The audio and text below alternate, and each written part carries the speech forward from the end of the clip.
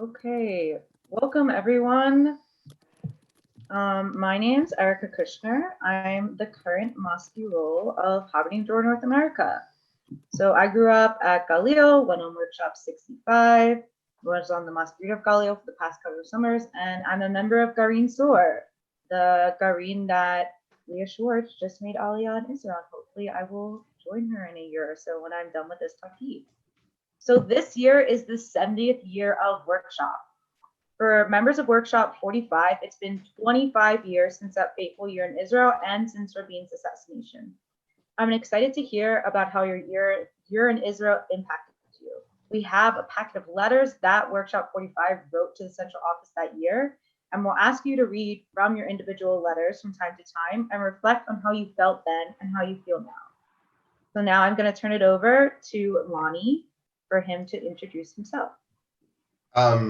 Thank you, Erica. Hi, I'm Lonnie. I'm Lonnie Moses. I grew up at Camp Galil. I was on the 55th workshop and on the Masjid Artzit. I made Aliyah 7 years ago.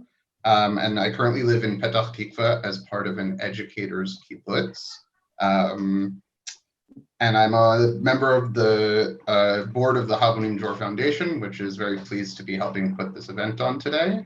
I wanted to say that some of you were at the big benefit concert that we had at the end of August, and when even before that concert, we had this idea for doing my engagement events, and Deb came to me before the concert and said, "This is the 70th year of workshop, and we really ought to do stuff this year that deals with that."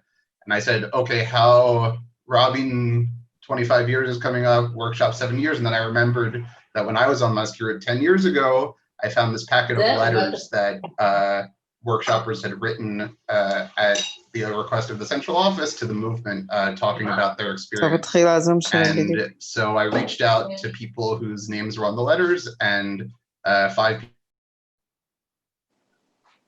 people really perspective for people to look at Rabin, so I'm looking forward to it. So first we want the members of our panel to introduce themselves a little bit with their name, Habo background, and where they live today. And Rabin, can you? Sure. I'm Rabin. I'm originally from Miriam, also kind of wandered around and worked at a bunch of other machanot. I went on workshop 45, and now I made Aliyah in 2000, Garin Aliyah to, and I live now in Kibbutz Mishol in Nofa Galil, or Nazareth Elite for those who aren't up to speed with the new name. I'm a programmer, married, one boy.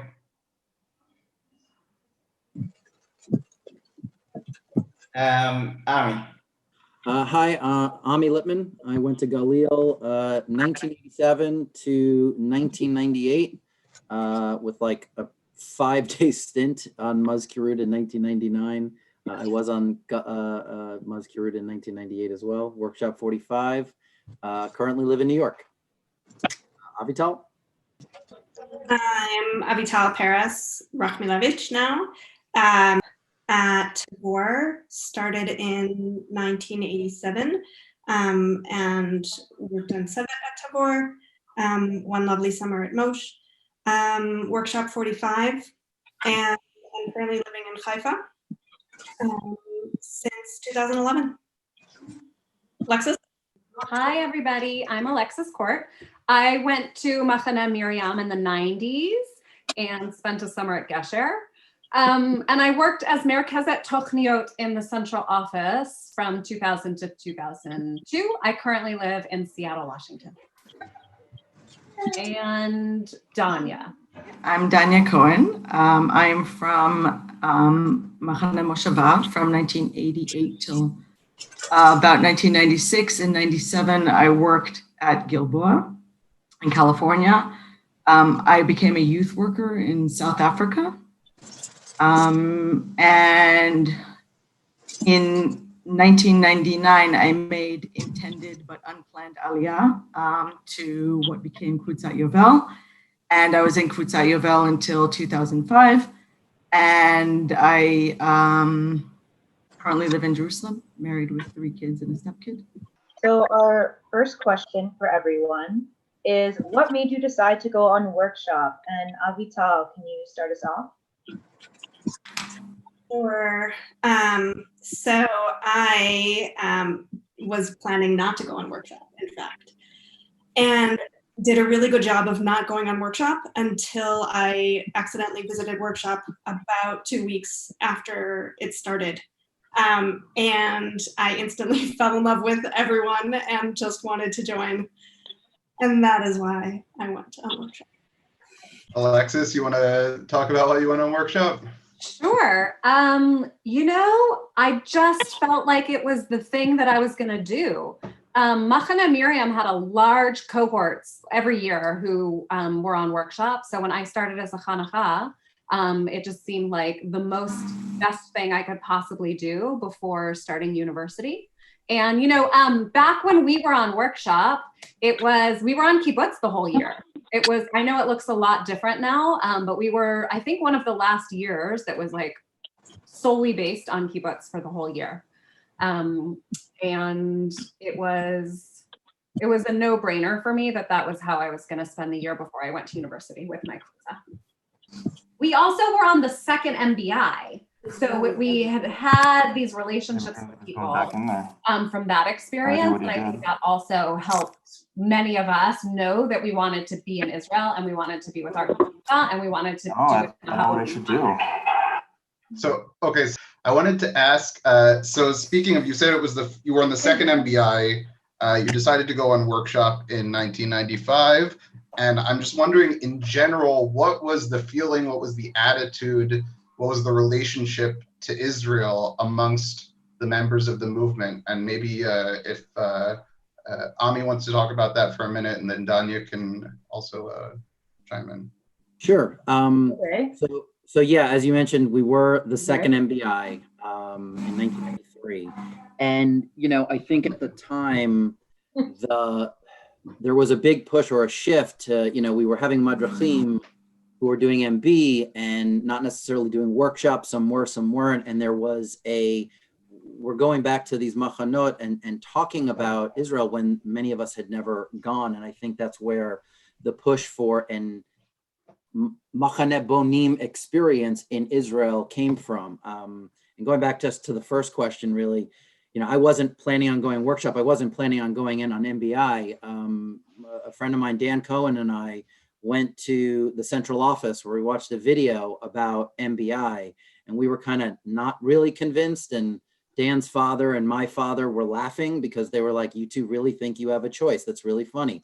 So we went on MBI, and yeah, I absolutely fell in love with the Kfutza and the idea of, learning a little bit more. I mean, I felt like I just got a taste, and I wanted to go back, and I wanted to ingratiate myself a little bit more and kind of bring back whatever that learning was, whatever it was supposed to be, to Galil. And so I think the attitude at the time was, camp was great. Camp is fun.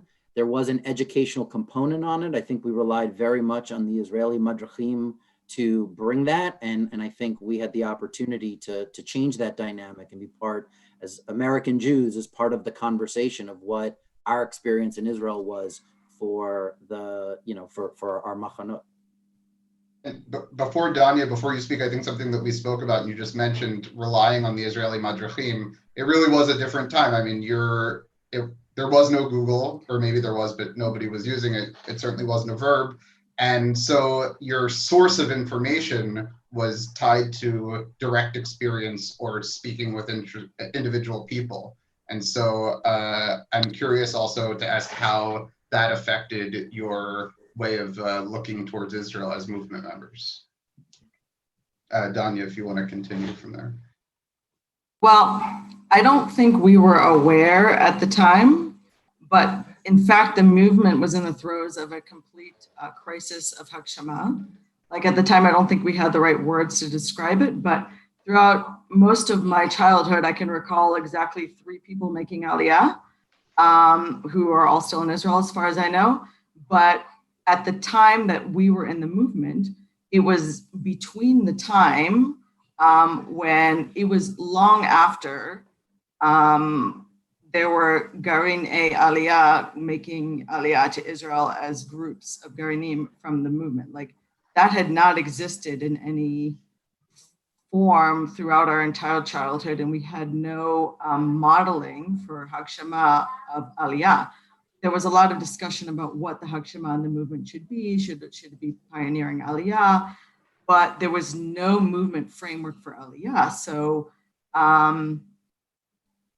I had considered making Aliyah on workshop, but there was literally no movement framework at all. And I was soon to discover that there was a new model emerging and that I would become part of it. But at the time, there appeared to be a complete disconnect between discussions about Hakshama and actual Hakshama, if Hakshama was defined as Aliyah. This is, of course, all in retrospect. Okay, so what was the general atmosphere like in Israel, and how would you describe the Israel that you arrived to? Robin, can you start us off with this question? Sure. The main thing was because, as they were saying, learning about Israel was kind of something that happened very sporadically. When we got there, we didn't know very much. We were in a real bubble in kibbutz. And it was kind of a feeling like whatever's going on is kind of, it was kind of in the range of reading the newspaper in English and talking to your kibbutz family. That was kind of, and occasionally we'd get pulled up by our madrichim. That was kind of how much we were able to process at the time. What I do remember that was going on was that the peace process was a big deal at the time, both for good and bad. For its positive effects, it was like Oslo was just starting out basically, and there was a lot of debate, and there was a lot going on in terms of there were occasional bus bombings at the time we were there, even at the beginning. There were still Israeli soldiers in Lebanon. There was a lot of things. There was a lot of activity, but we didn't. Like the people we talked to on the kibbutz, they would have defined themselves as leftists and Rabin supporters and in Habonim as well. But I think a deeper vision than that we didn't really have. Would someone else like to chime in about what they felt the general atmosphere in Israel they arrived to was when they got to Israel for workshop? I mean, I'm happy to jump in. I think everything that Robin says was correct. I think, what's also important to keep in mind, and this might just be me. I mean, I was a 17-year-old, just, finished high school, kind of getting away from my family for the first time type of experience. So there was a lot of selfishness and self-absorption happening at the time as well. But I think Robin, explained it well. We got there and we were kind of just like, what is happening? What is all this? I don't think we were ready necessarily to jump into the level of detail that we eventually maybe got. I mean, it was the beginning and we were all still just getting to know each other. We had the MBI experience, but we had some new faces as well. And so, and I think part of that was the way it was set up is we were in a bubble. We did our Ulpan just us and on kibbutz. And, we were figuring out what caravans we were living in and how this all worked. So there was a lot of, 17, 18-year-old kind of me going on as we were, and as a group, we were also figuring out how did we want to work as a dynamic. We had a lot of discussions about that as well. So I think Robin was right. There was a lot at us at one time. We were taking what we could, and there was a lot that we were also kind of separated from, and kind of putting all these puzzle pieces together. And I think, as Danya said, we didn't have words for it. We weren't like looking for, okay, this is our end goal. We were kind of just working as we went through this, figuring it out. I mean, I don't know, somewhere around there, like I shaved my head, and I know other people did too. We were just kind of figuring ourselves out and figuring as a group how we wanted to work, and what is it that we're actually doing here? What is our place? I think, I think that's where we were. Can I just add something else too, a second? One of the things that happened, like in Israel, there's a thing where in the news, like every day there's something's happened and it's wiped off what was happening yesterday. So I think a lot of who we were in contact with were the kids our age, who their main experience was they were about to join the army, and exactly what they were going to be doing, exactly who was going to fight what and where, and that was a big deal. I remember that was one of the main things we encountered, like at the level of this is the big picture, this is what's going on. It took a long time to get that, to try and understand that. And sorry, one thing I wanted to throw in there, and I think this was kind of important too, just as Robin said, talking to our families and figuring out what was going on. This was 4 years removed from Iraq. And so that was the context within which we spoke to many of our family members, at least that in my family, that's what they were talking about, sitting on the couch, watching TV, watching CNN with gas masks on. Kind of that was the context that when stuff started to happen in 1995 and up to it, I think that's what they were pulling from. Yeah, that's really important. I think it's a really interesting note about how being on workshop and how being surrounded by people, native Israelis who had lived through recent history, impacted the way you were seeing things. We wanted to ask at this point, we wanted to talk a little bit about the rally, and we wanted to ask Avital to read a segment of her letter. So I think Deb is going to share her screen so that everyone can see the letter, and so that Avital can read from it. And the question, after Avital reads the letter, the question that we wanted to ask is how the events of the assassination itself impacted the rest of your year in Israel. Okay. I'll start with reading the letter. To me, the rally was a huge crowd of people with one goal, gathered to share in a common dream, nothing more. I was way in the back, away from the stage, squashed between Arabs and Jews alike, unable to make much of the situation. What I was feeling was energy, unity. I spent much of the evening bouncing back and forth between the Meretz booths and... There's a part missing from the letter in this cut, but it's about between the Meretz booth and the Arab youth movement with red chutzot and green strings. Yes, and the kids in the Arab youth movement with red chutzot with green strings. I couldn't hear the speakers, I couldn't see the screens, I didn't even know Rabin and Paris spoke. Truthfully, I felt that my being there wasn't to support the peace and add to the numbers. I think that I was there because it was something to do, not that it wasn't meaningful. I just didn't absorb very much beneath the surface. In the week following Rabin's assassination, I witnessed so much change in Israel firsthand. I saw religious Jews clouded by shame. I saw a shift in popular opinion in the direction of peace. But I was only seeing these things like pictures with 2-word captions. It wasn't registering. It didn't occur to me that I was experiencing it just like the people on the street were. It affects me too, not because it's Israel, but it's the world witnessing a change in a country which has always been so cemented in its policies. Right now, 1.5 months after the assassination, it's a bit closer to me. I'm still only reading it line by line, but I'm catching more details from the pictures accompanying the text. As for the future, I can only dream. It's just funny to read my experience of that night of the rally now from this distance of 25 years, it feels mostly like a dream now, so very far away from me. That feeling of being really separate from everything that was going around actually still stays. I still feel like, even though I was there and I was a part of this massive event in history, it was so far away.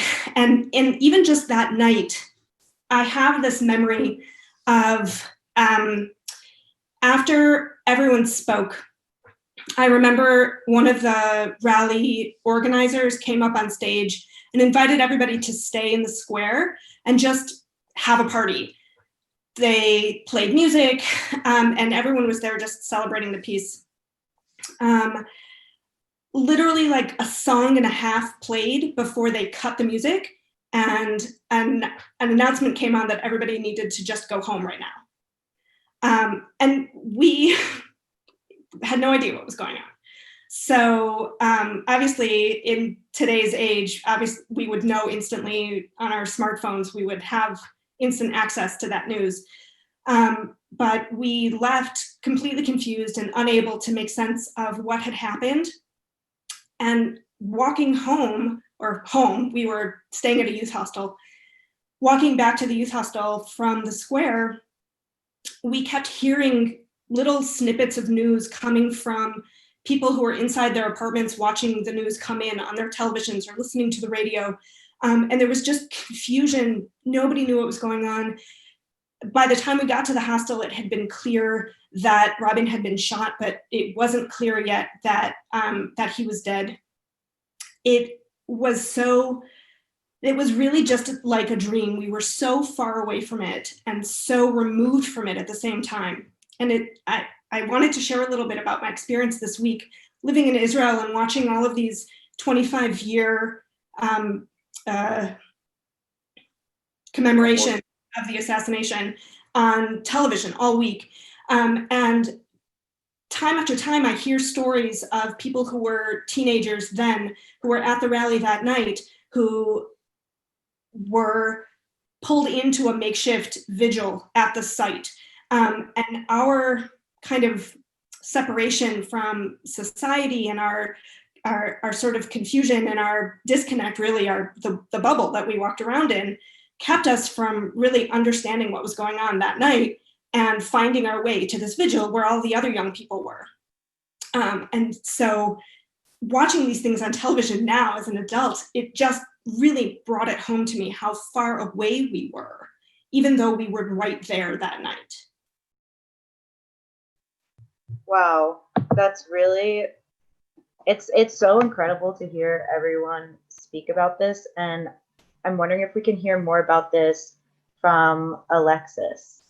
What are your thoughts on the letter, more of what Avital just talked about, and your reflections since then? Mm-hmm. I think it's part of really learning and feeling Israel is, right, the more experiences that you have. And going into it, as Ami mentioned, I think we were all like, oh, we were, I want to say, painted a rosy picture of what Israel was like, of what the kibbutz movement was like. And, that was important. I think having a foundation that Habonim was giving to us at the time that wasn't terribly complicated, it's good and it's bad for what it's worth.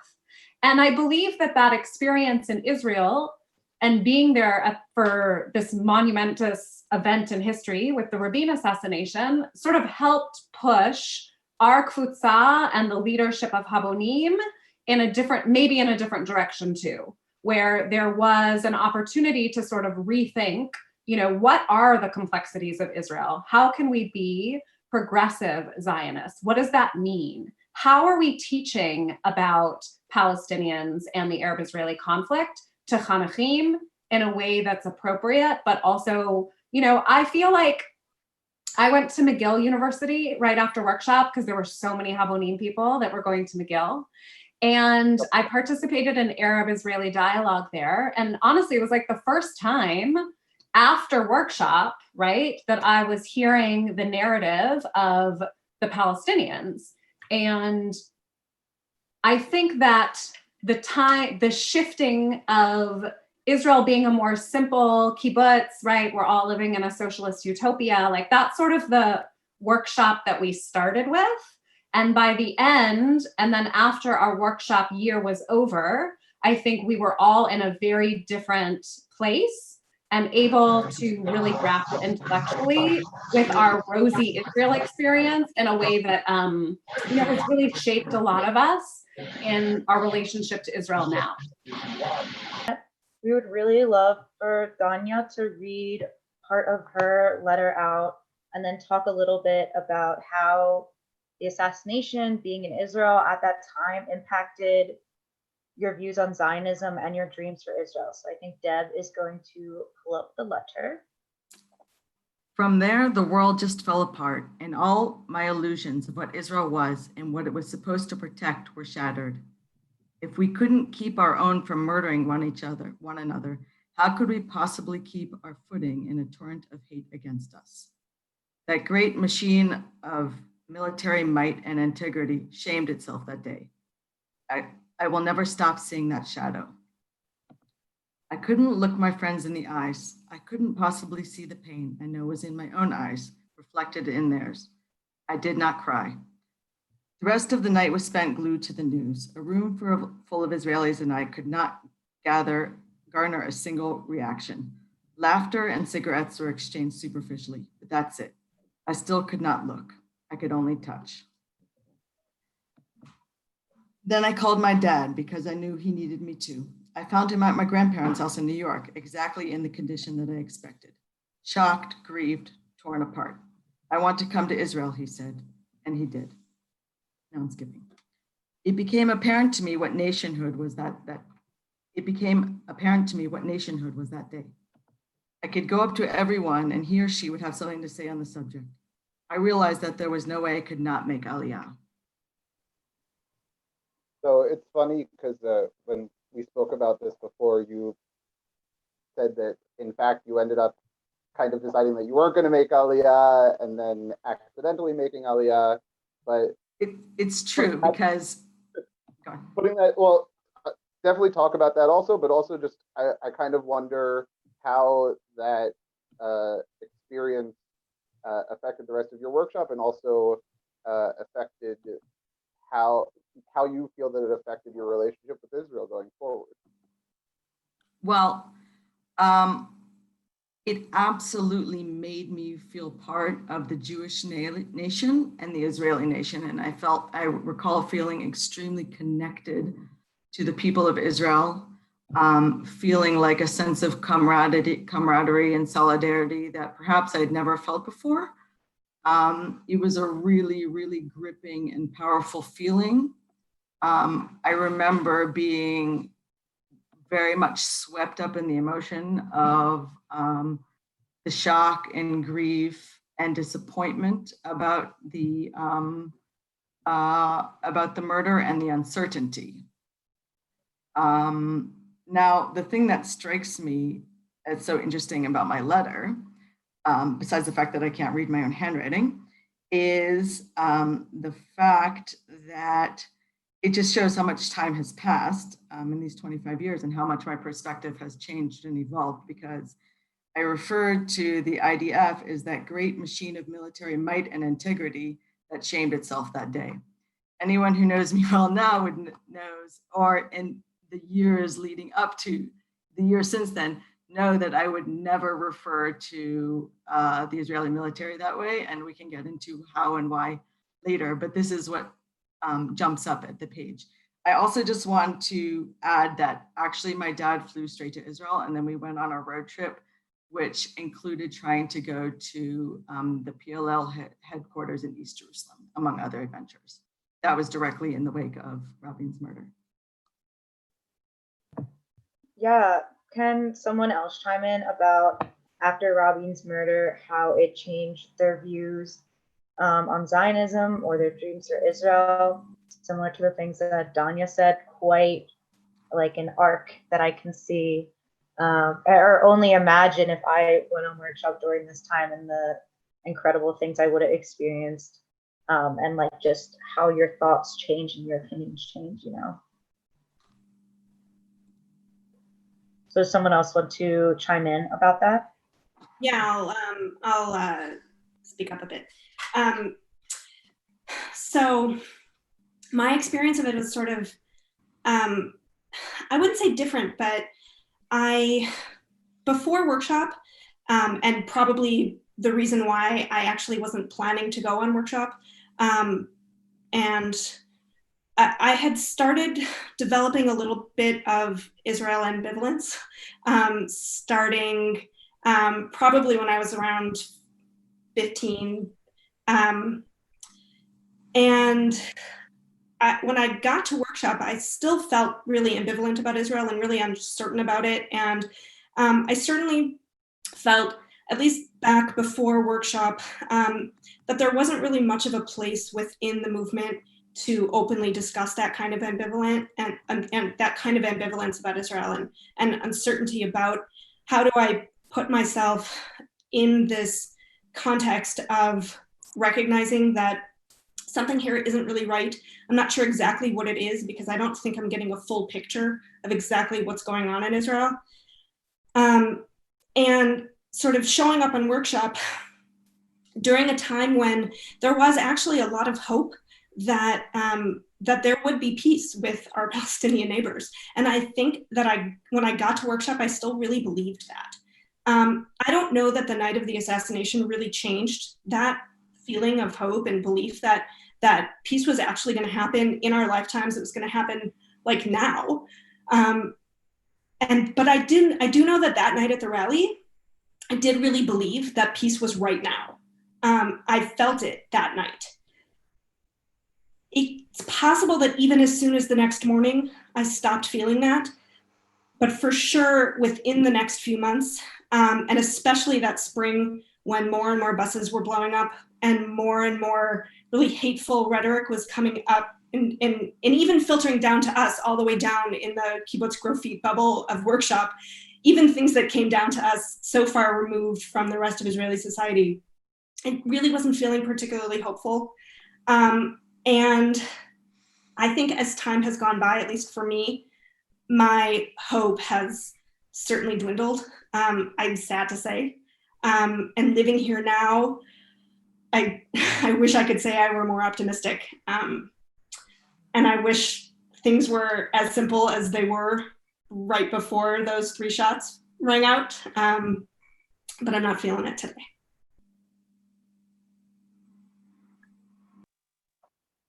Sorry, did nobody hear what I just said?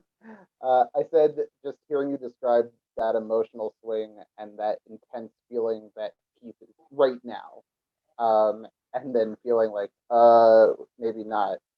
That just, it's heartbreaking to hear. Kind of like feel like I'm holding back tears a little bit. I wanted to ask. I want to direct this question at Ami. For those who don't know, Ami was my Alumni in 1997. It was my second year in the movement, my first full summer at Galil. And it was, Ami, it was your first summer as a madrich after workshop. And I just wonder, what did the experience of being on workshop and the experience being at the rally make you feel that you wanted to bring back to the movement, bring back to the American Jewish community, bring back to the discussion, the conversation about Israel in the United States and in the movement? Sure. So just one clarifying point. I actually was not at the rally. I was in Israel on the kibbutz, but I chose not to attend for various reasons that just won't necessarily go into. But just to clarify, when I came back, so there's 2 things. One, we came back that summer, 1996. I did not work at Galil for various reasons. I had to go to college that summer, and then I came to Galil, and that was kind of my first summer. First summer days back, and I went right to college. The next summer, 1997, working as a madrich, but even the summer in 1996 and that whole year and into 1997, yeah, I felt kind of like, not just it's to share my experience, to share what I learned, hate to say it, but like over there to bring back here. I felt compelled. I felt like I had a responsibility to do that. It was really the first time, thanks, Ez. It was the first time I had yeah, and it's something that I really wanted to share, that I wanted people to understand. And it's really hard to express or share a feeling. Danya and Avital talked about it, what that was, but I knew it was really complicated. It was a complicated rest of the year. But I wanted to bring that. And when I was working with Amelim, I mean, how do you talk to 10-year-olds about this? How do you make them want to come back the next summer? Not for, just Gaga and Rikud, although those are wonderful things. Like, how do you make them come back for this educational experience? And, I again, having been at Galil since 1987, I knew a lot of the people. I knew a lot of the, not necessarily the Amelim, but the older kids. And I was like, I'm a different person because of this experience. And not to just be blasé about it, but really, how do I educate people like you? And I remember all of you guys. I mean, Lev and Alon, and it was an amazing summer, and really trying to talk to you guys about this, not as like kids, but how do we bring this monumental story to an American perspective that just watched it on TV. And that was difficult, but at the same time, I felt like that was a responsibility I was given simply by the fact that I was just in Israel when it happened. And I was with this group of people that were all going through these feelings and these experiences where, part of it was there were Israelis and we were not Israeli, and we're feeling things, but it's like their country and we're living in our bubble and they know that. But how do we get to be part of that experience, good, bad, ugly, everything, and bring that back? And I think that's complex, especially for 19 and 20-year-olds or 18, 19, 20-year-olds. But I felt like I just felt responsible. Okay, actually, I realize we have a segment of your letter that we also wanted you to read, and then maybe we'll see if there are some other people who want to react to that, because we're getting towards the end of this section. So before the breakout room, Deb, can you put up the? Okay. The following morning, after the assassination, I heard my kibbutz brother and his friends talking about the assassination before school. These are 12-year-old boys and girls asking the question, how can a Jew say they killed in the name of God? I started walking around the kibbutz, noticing everyone's puffy red eyes from staring at the TV the night before. I also noticed the look of confusion on everyone's faces. This was a situation that they couldn't comprehend. A prime minister being assassinated, a Jew killing a Jew. They didn't know how to deal with the situation. They didn't know what this meant for the peace process or the future of Israel. One feeling I did receive was a sense of unity at this point. The kibbutz members knew they had to come together and support each other. But it wasn't only the other Israelis that they supported me as well. I was a foreigner, someone who wasn't raised with their background, someone who would be leaving the country in half a year, but they knew the situation affected me as well. They knew I was hurt and they didn't care that I was a foreigner. I felt part of this unity. When I first heard the news of the shooting, I was returning from a restaurant with some of the kibbutz members. One of them put their arm around me and just walked me back to my room. Okay. So we'll stop there. And before I turn to Alexis, just to follow up on the question about the relationship and bringing it back, just as I wanted to also comment on what Ami said about not being at the rally. I think, being on workshop, you have so many options, so many choices, and so many places to meet people and meet Israeli society. And me living in Israel, I don't go to every rally. And obviously, like, it's interesting looking back on it, whether you have the ability to know, nobody knew that the rally was going to be that monumentous, or at least I don't think. Maybe someone else wants to speak to that. But Alexis, I wanted to ask if you have any other thoughts about what you wanted to bring back to the movement, what you wanted to bring back to North America. Sure. And I would say that even 25 years later, this is still very true. I think that Habonim is such an important incubator for young people to be creative and to develop their own ideas about things in a really nuanced, empowered way. And it's just so important for all of the discourse that happens around Israel, for North Americans to be part of that conversation, for there to be real progressive Zionists, people who aren't afraid to say that they support and love the land of Israel and Israel as a country, and can also say that they're pro-Palestinian and that a peace really needs to be around negotiations and justice. And I'm proud that 25 years later, I still feel these things. And for sure, that would not have happened had I not had that really significant year in my life. Also, in terms of how I see how the world works, right? Living as a collective, I wish everyone had to do it, because it teaches you so many things about yourself, but also how the power of the collective and decision making, and it's not always easy. But those really have translated into some like really interesting life skills as I've gone on. So I think it'll be exciting to see, right, in 25 years, what does workshop look like? What does Aliyah look like? What does the landscape of North American Jewish relationship to Israel look like? And I just hope that we'll all still feel like we should be part of the conversation, and that I can be dedicated to Israel. And I don't live there, I might not, maybe one day, but also to take a lot of pride in my kfutza that did make Aliyah, and how that is a great expression of what it means to be a progressive Zionist too. Wow.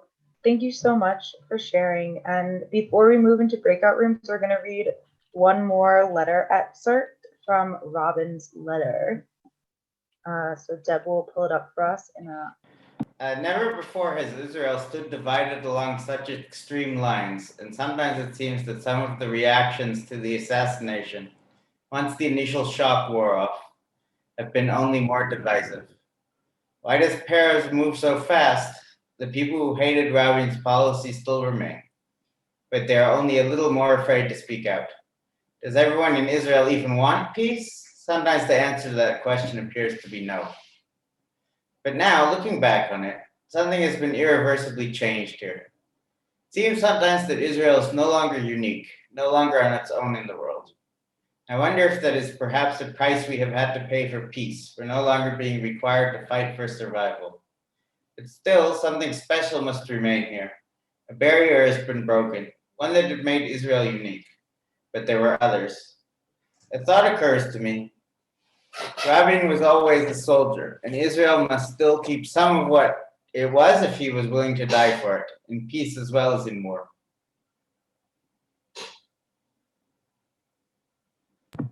Yeah, and then reflecting on that letter and what you said then, how has this experience, what you wrote then, how has it impacted your life since then? Like, what do you think about what you wrote in your letter? How do you feel now?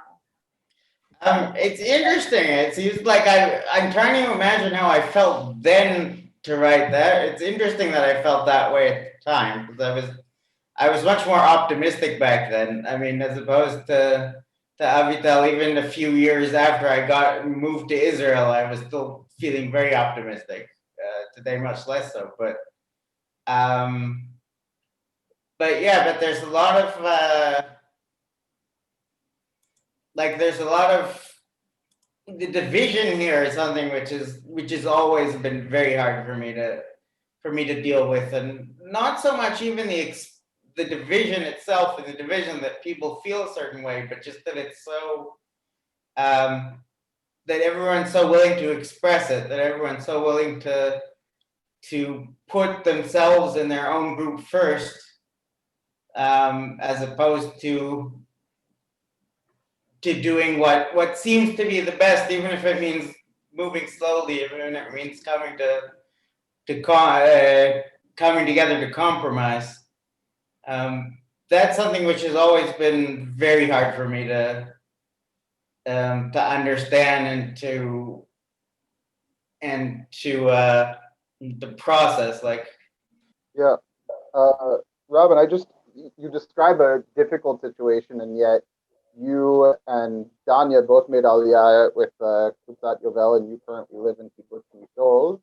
And I just kind of wonder, do you think that being in Israel during that time specifically affected the decisions you made to do that, and your willingness to kind of keep trying even in the face of some such difficult circumstances? Or were there other things that were more of an impact? And Danya, if you want to respond to that as well, love to hear that. Yeah, it was definitely. I think the most meaningful thing with it happening was just there was a year where it was so clear that we were needed. It was so clear that there was something, that it was a completely different feeling from what I would be if I was back in Canada.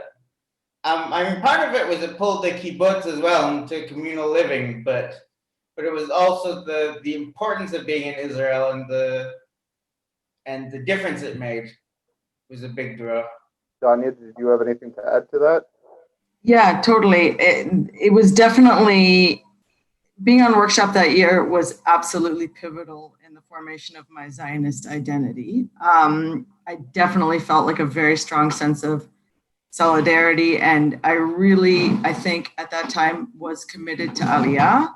Unfortunately, it was very difficult to see how that would practically work out. Like, there was no movement Hakshama at the time, and then I got lucky in that I met a very committed group of people exactly at a time when I could make Aliyah. But had I not had a chance encounter with Emma, James, and Anton, basically it's quite possible that I never would have made Aliyah, as in the will was there, but there was no movement Garanim or anything that I was aware of at that time.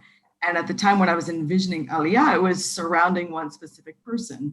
And I lacked a plan or any type of way to get me to Israel. But what I actually wanted to say was that the murder of Rabin completely achieved its aim of derailing the peace process. And I didn't shut it off. And no one, I think, at the time was aware of the deep impact it had. But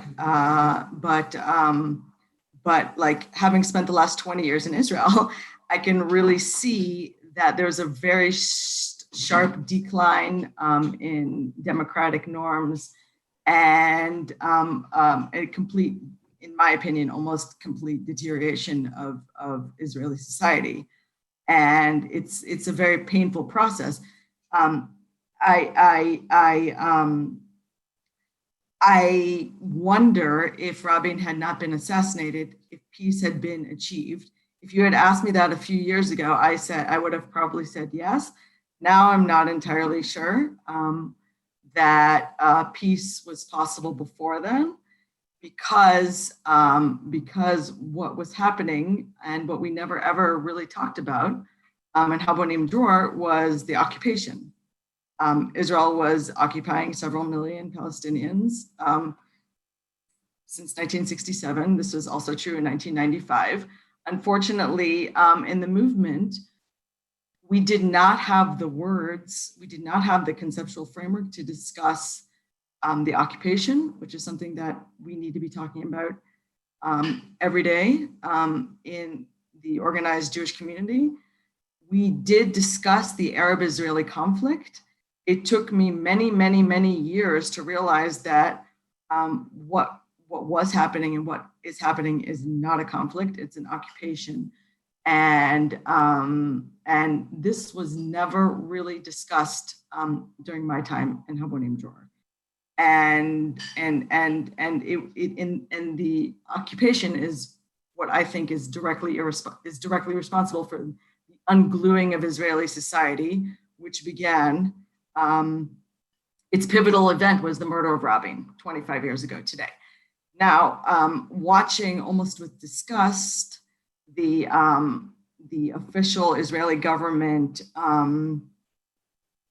memorial for Rabin, I found it almost sickening because it was so disingenuous. It was like fake. It was like the people who were in the Israeli government do not genuinely mourn Rabin. They do not honor his legacy in any way. And in fact, Netanyahu is one of the central instigators who led to his murder. And he said, basically, he did some masterclass gaslighting of Israeli society and the entire Jewish world when he said, basically, a few nights ago, people are still instigating violence against the prime minister and seeking to assassinate the prime minister and his family. And that's, of course, complete bullshit, which is he's exploiting for his own political ends. I'll stop. I want to say just two things to wrap up, and then I want to ask Leah Silverberg to talk about events the movement is doing, Habonim Dror North America today. First of all, I think it's really interesting to hear you talking about not even having a language for occupation, especially being someone who came into the movement in 1997. And I came from a conservative synagogue, and I first learned about the occupation and the meaning of that in Habonim Dror. So I want to give credit to you and your generation and the people who decided to go to MBI and go on workshops and learn about Israel for coming and bringing that conversation back to HDNA or maybe some of the people a little bit after you.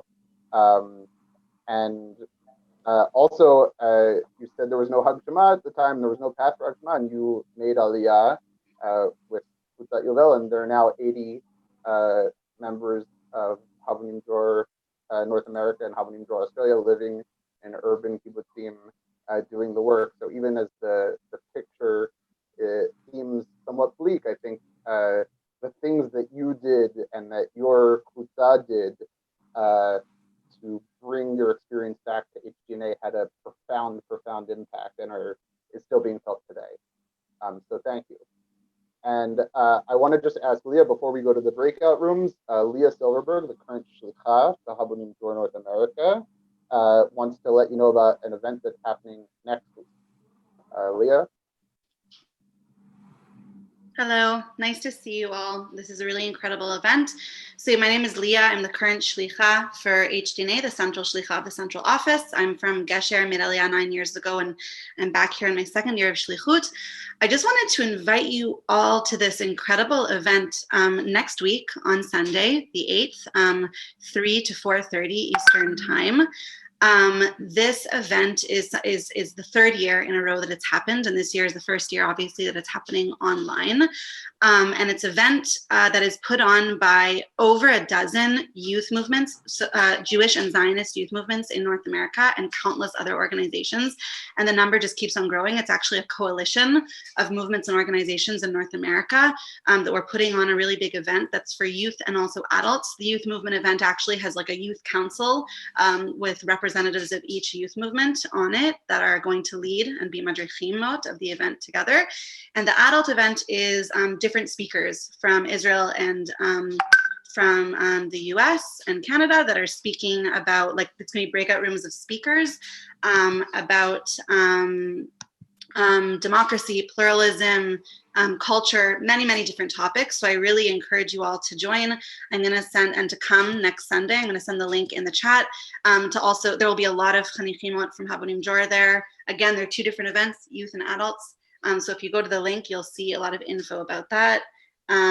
So yeah, this event is in commemoration of the assassination of Yitzhak Rabin, and it obviously has a lot of significance being the 25th year. And just like Robin said, it was a really good segue, right, of about different people coming together to live together, people who are different that can come together and can compromise and can live together. And this event is all about that. And I think just the idea of lots of different youth movements getting together is very powerful in and of itself, and a good and is important of the legacy of what this assassination teaches us that we need to do.